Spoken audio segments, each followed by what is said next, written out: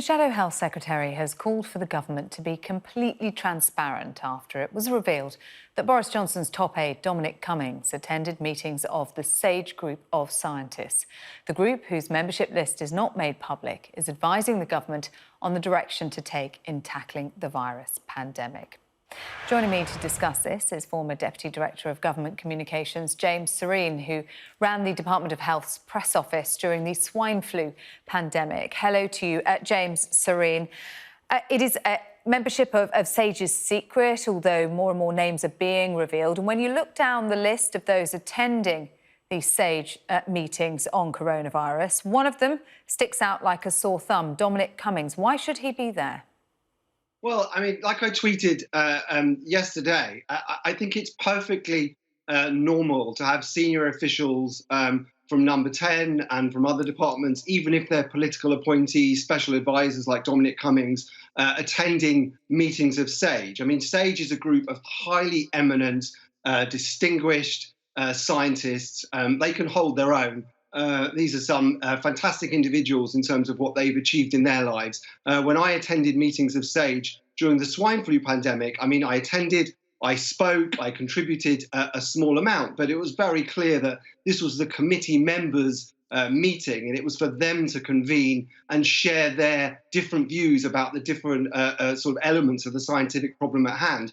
I don't personally have a problem with Dominic Cummings attending those meetings. I mean, I think, for him to get more of an understanding of what the scientists are debating and discussing and in real time feed that back to the Prime Minister is absolutely fine. And I say that as someone, I'm no fan of Dominic Cummings, but I think it's not really that unusual to have senior people from Number 10 who are close to the Prime Minister being able to attend these meetings and even contribute.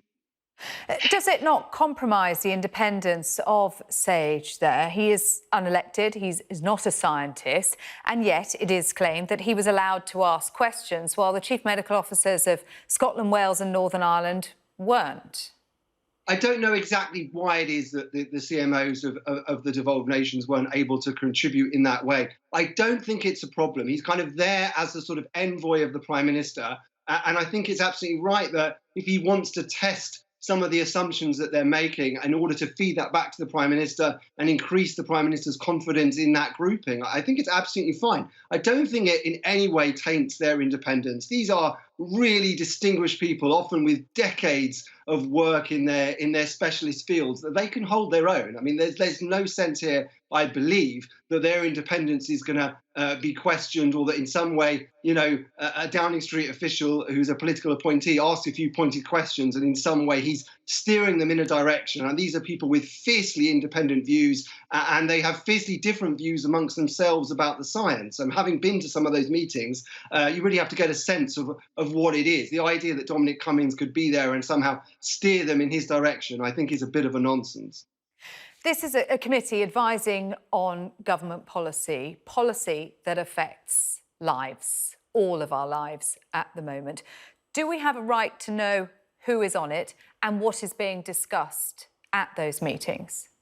Well, I think it's right that we probably should know who is on it, but I think there has been a bit of a debate today about what is being part of the committee and what is actually being a committee member who forms part of the advice and what is kind of observers. And I think this is part of the nuts and bolts of government and some of these committees. Government is a bit like a sort of car engine, you just want the car to work, you flip up the bonnet, it all looks very complicated and there's all sorts of minutiae going on. There are a lot of these kind of groups that go on in government. There are the actual permanent members, and there'll be all sorts of people who are the advisors of secretaries of state and senior officials who will go and observe and attend. For instance, in cabinet, we have the cabinet ministers that attend, our cabinet ministers, but you have a lot of advisors and people sit round the edges that also observe and attend. So there can be a bit of a confusion there about who is actually observing. But if it okay.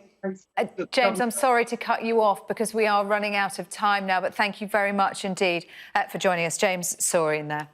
Thank you.